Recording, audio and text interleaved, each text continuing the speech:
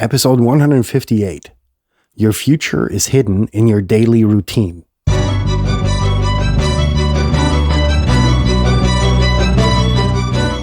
You're listening to the very best podcast in the world on health, wealth, and happiness.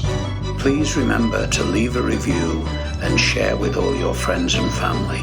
And here is your host, Lars Hilser.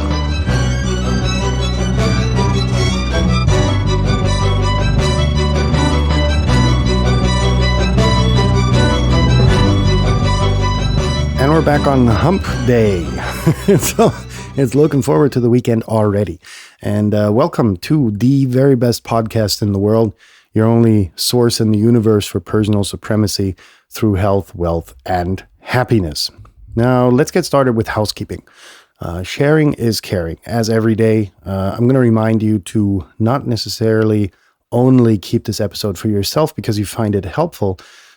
Please reflect upon people who are in your circle of influence, friends, family, alcohol buddies, nicotine buddies, drug buddies, whatever buddies you have, to share an episode with them if you think they could benefit from that. Easy for all of you who are already loyal subscribers. To those of you who are unfaithful as of now, you have your chance to repent by visiting theverybestpodcastintheworld.com and going to any page that is there, which has a complete list of any podcasting service you may be, which may be your favorite, and where you can easily hit the subscribe button and be informed about the daily episode coming out Monday through Friday, noon GMT, Greenwich Mean Time, that in London time thing. So anyhow, housekeeping /housekeeping over. Today, we're going to talk about your future. And while you think maybe that your future is already written, it's not necessarily completely. Because a lot of your future is hidden in your daily routines. And you're probably immediately going to think like, what the fuck has this guy smoked to say bullshit like that? Well, it's not bullshit because looking at, for instance, toxic routines, that you're going to have things you do every day, which you know are toxic to your mental health, to your physical health, to whatever. They will negatively influence your future, right? Whatever these toxic routines may be. Let's take, for instance, the time you spend watching TV, right? What does that give you beside, let's say, relaxation? That's always the argument that you get from a lot of people. Yeah, it relaxes me and I need that after a stressful day of work. That's okay. Or is it? Would your time be better spent reading a book? Because here's the difference between reading a book and watching TV. Reading a book, you have to actually use your mind, to transform the words into feelings, to transform the words into smell, to transfer the words into emotions, to transfer the words into colors and temperatures and whatever. While on the TV, you're just being, fed information. The way that the artist tries to feed you the information. Now, depending on, how good the director of the movie was, I'm not talking Kubrick because he's dead and there is no one else like him, that delivers cineastic works to that degree of detail and anality, anal fixation on perfectionism. That dude's gone. And he produced, I don't know how many, 6, 7, 8 grand movies that are, out there for you to watch. That becomes pretty lame over time. So, you're left watching a flick that was produced really on a budget and to deliver a message which shouldn't necessarily coincide with your worldview. Now, reading a book really actually trains your mind in that it transports you to word situations, and depending on how well you are at materializing those words into reality, into your mind, into your subconscious, a book has much more depth. There we go. And so, maybe that's more rewarding. Maybe, listening to a podcast is more rewarding because at the same time you could be doing chores, or vice versa, whatever the fuck it may be. Fact of the matter is, if you analyze your daily life and you find those routines, you cut them out and replace them with more effective ones, your future is going to be altered positively, right? Because, maybe it's just about routines that you're slow at because you don't feel like doing them.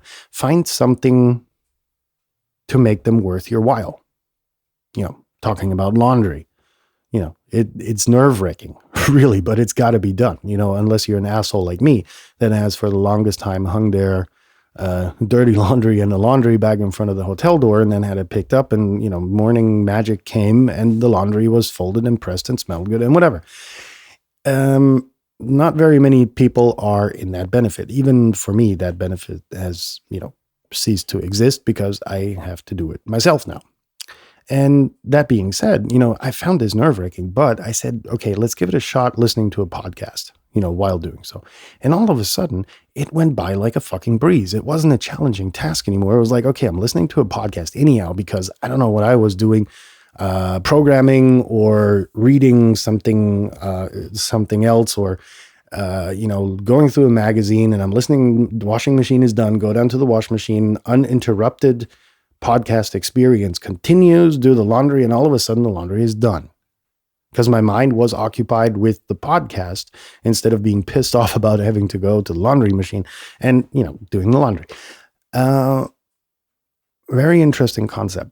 If there's something you're really slow at, try to improve it because it's going to add time. It's going to add free time that you can really use otherwise. Do you want to get more wealthy?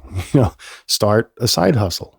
You need time for that. So it's about really cutting down on all of these time-consuming things like, streaming through or whisking through your social media feeds and whatever. I do that too, but I do it while I smoke. I do something bad and I do another bad thing on top of it. At least then it makes sense, right? Because no matter how fucked up you are, you can even get more fucked up by adding a stupid, routine on top of a stupid routine. But no, I do actually spend, that smoking time with thinking about podcast episodes, for instance, thinking of titles, thinking of content. I've got a notebook laying at my smoky area where, I'll sketch down all of these brain farts, which eventually turn into podcast episodes, right? So that time isn't necessarily completely wasted either, right? For instance, you could also be looking at certain routines.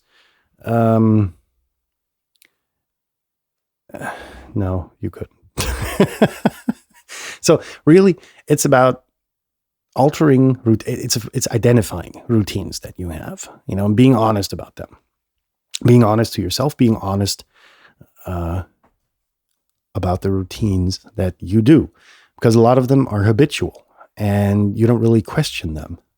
So this moment is really about identifying routines that you do throughout the day and then determining whether they are beneficial for your future or whether they may have a negative impact on your future. Or if they, are perceived positive, are they maybe in reality negative? Like the watching TV thing. Yeah, you can relax while doing so, but do you really need that? Come on, be honest. Who of us in the office has a stressful day? Seriously.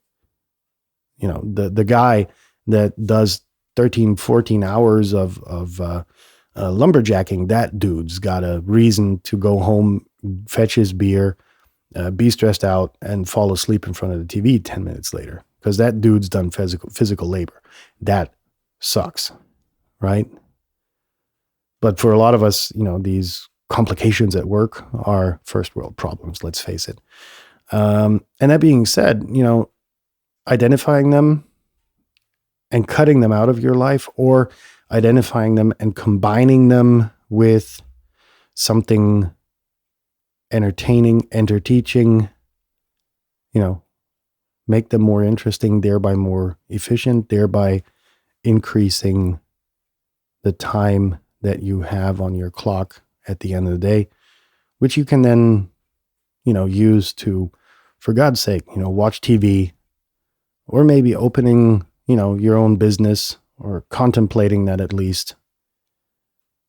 But it's going to be cutting out those negative routines that will positively influence your future. Now, if you know somebody that watches too much TV, for instance, share this episode with them. Make sure to be subscribed to the very best podcast in the world. And I hope I was able to convey the message I was trying to convey. And other than that, I will see you again tomorrow. Hear you again tomorrow.